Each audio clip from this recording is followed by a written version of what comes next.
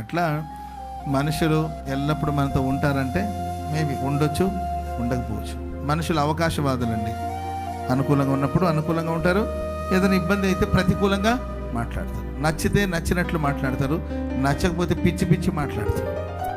నచ్చినప్పుడు నచ్చినట్లు పొగడతలతో ముంచెత్తుతారు, నచ్చకపోతే పిచ్చి పిచ్చి మాట్లాడుతుంటారు.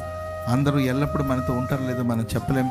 దావీదు యోనాతాను ఇద్దరు ప్రాణ స్నేహితులు కావచ్చు, కానీ వచ్చేసి దావీదు జాగ్రత్తగా ఉండు, మా నాన్న నీ మీద కోపంగా ఉండు ఇలా చెప్పాడండి.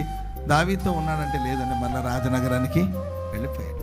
స్నేహితులే కావచ్చు, ప్రాణ స్నేహితులే కావచ్చు, ఒకరి ప్రాణం ఒకరితో కలిసిపోయి ఉండొచ్చు.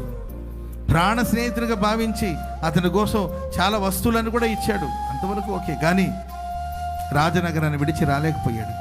ఆ రాజనగరానికి అలవాటు పడిపోయి మరలా ఆయన వెళ్ళిపోయాడు. దావీదు అరణ్యంలోకి వెళ్ళాడు, యోనాతాను తన ఇంటికి వెళ్ళిపోయాడు. కాబట్టి జీవితంలో అందరూ మనతో ఉంటారని అనుకుంటే అది భ్రమ.